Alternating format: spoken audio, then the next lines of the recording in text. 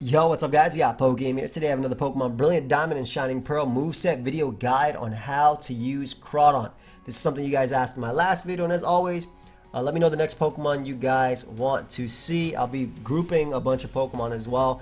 The CRAWDAUNT feature on the Showdown Live will actually be tomorrow, not today, but I definitely like CRAWDAUNT a lot. Adaptability is an awesome ability, and I'm excited to get into this moveset video guide. So if you guys are new to the channel, make sure you subscribe if you like this type of content. Obviously, I upload Pokemon videos 2 to 3 times a day, and I'm all the way to 300K. That's my end of next year goal.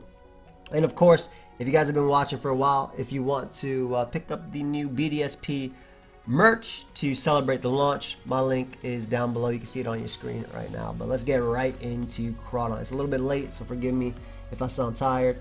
But yeah, I love using this Pokemon. So one of the best ways to use this Pokemon is with a choice band. Adaptability makes it stab times 2 instead of 1.5 times.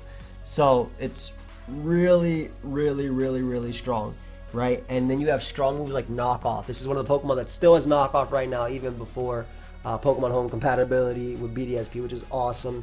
CRAWDAUNT becomes a giant threat. That is probably the move you're going to be clicking the most with CRAWDAUNT, just knocking off your opponent's items. Now, the choice band set obviously is great for CRAWDAUNT because you already have base 120 attack. On top of that, you have adaptability, and now this boosts you even more. You can go Adamant or Jolly on this Pokemon, and also if you're running a Trick Room team, you can go Brave Nature. I just want to note that if you're going Brave Nature, just go max attack, max HP, so that way you can maximize your bulk, but also just still have your max attack there. Because if you're on a Trick Room team, obviously you want to be slower, but max attack, max speed is completely fine.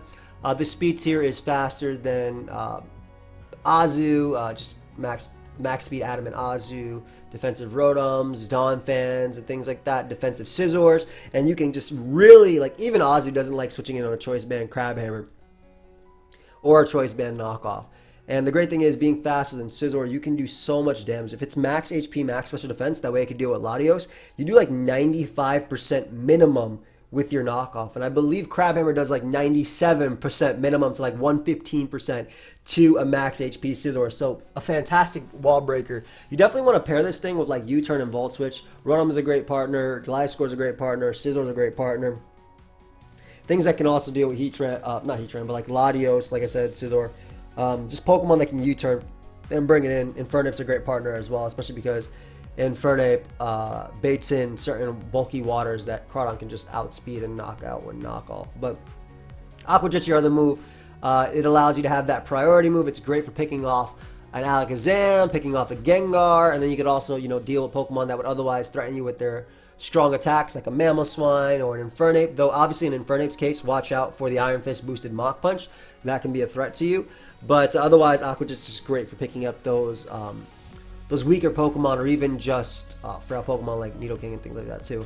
But the last move is Crunch or Superpower. Crunch is good because it's stronger versus like a Tangrowth after you've knocked it off, for instance, because knockoff goes from 65 base power to 97.5 when they have an item, but once you've knocked off that item, then it goes back down to 65 base power. So Crunch is just a more consistent one. I can also get defense drops, obviously. But Superpower is another option as well. This last move doesn't usually matter on CRAWDAUNT. Again, you're really going to be clicking one of the 3 other moves. But Superpower can be an option for a stronger hit versus like defensive Empoleon, or just a strong hit versus Empoleon, Blissey. If you just really need that Superpower, that's like the main thing. Like, it's really the main thing. It's kind of just a filler move at that point. Maybe a 100% accurate move versus Tyranitar for one as well. Like if you don't want to miss Crabhammer, you can use Superpower. Some people do use Waterfall on CRAWDAUNT, but I'm going to tell you straight up, this mon is a powerful Pokemon. Don't use Waterfall, okay? It's 80 base power versus Crabhammer's 100 base power. Do not use Waterfall. You want to use Crabhammer. Even if you miss, and trust me, in the Showdown Live I upload tomorrow, I missed. But it's still worth it just because the damage when you do land with this Pokemon is absolutely insane. But yeah, this is like the first and the main set for CRAWDAUNT.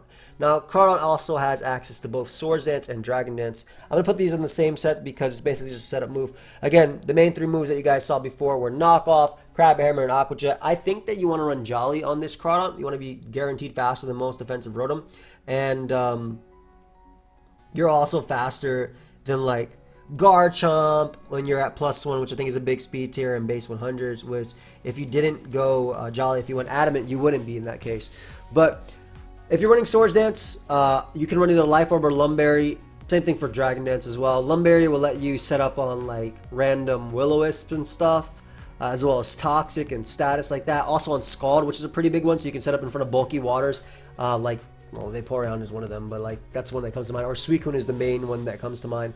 And with the Lumberry, you don't have to fear them burning you at least once. And also with a Jolly, when you're faster than most defensive Suicune, unless they're running like max speed defensive Suicunes, like the sub Calm Mind Protect, though of course without pressure they don't do that as much, but they still could.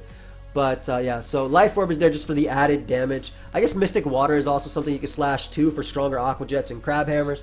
But again, Life Orb just for the damage. You're going to be switching up moves. And Dragon Dance, again, it's kind of hard to use Crawdaunt with Dragon Dance. If you're using Crawdaunt with Dragon Dance, I'd probably use it on a Dual Screens team or an Aurora Veil team. So something with like Light Screen and Reflect, just to buff its defenses. That way it can actually take a hit and sit up on those weaker Pokemon. But again, it's hard. Because if you want a good Dragon Dancer, I think this one is really good in random battles, don't get me wrong, but obviously this is in a random battle. I think Feraligatr and Gyarados are both better Water-type Dragon Dancers. But because here's how I think about it. Crawdaunt's a very hard Pokemon to switch into, so if you have an opportunity to Dragon Dance, sometimes it's better just to attack and potentially pick up a KO on the opposing Pokemon than going for that DD. But it is still an option. I think Swords Dance is just a little bit better just to boost your Aqua Jet. Like +2 Aqua Jet KOs Gengar, right? So I think it's a better option for Crawdaunt specifically. But you could also go Adam or Jolly. But I think on Dragon Dance sets you definitely want to go Jolly. It's up to you though if you want to use it. And the last way to use Crawdaunt, in my opinion, Crawdaunt does have access to Nasty Plot, but I think it's very hard to actually get that off. But Specs is an interesting option. Now, it still does have the adaptability boost. It has base 90 special attack, so obviously it's a decent special attack stat. And your Surf and Dark Pulse hit really hard. This is better versus like those physical walls. But even then, Crawdaunt doesn't care about physical walls due to knockoff. But the big one that it does care about would be Tangrowth. So if a Specs Ice Beam, you knock out physically defensive Tangrowth, it's a pretty cool one. It also acts as a switcheroo, so maybe you can give a Choice Specs to a Pokemon that doesn't like it. For instance, Blissey doesn't like having a Choice Specs because it makes it worse at walling Pokemon because it can't Soft Boil, Thunder Wave, Seismic Toss, and all at the same time, right? It's locked into a move. So you can use Switcheroo to trade your Choice Specs. And then Sludge Bomb is also an option over Switcheroo, and that basically allows you to 2-hit KO Azumarill. It does a lot to Azumarill, but it's basically for them fairy types like Azu. Azu's like the big one that it's there for. It's also a good hit on Breloom, but obviously you do have Ice Beam as well. But yeah, I think that the best way to use Crawdaunt is Choice Band. Personally, Life Orb on the Choice Band set is also fine too, but Choice Band is just a set that just does not have switch-ins. So that's the main thing when you're using Crawdaunt. Like I said, it does have Nasty Plot, but it's just it's not worth it, man. It's definitely not worth using Nasty Plot in my opinion.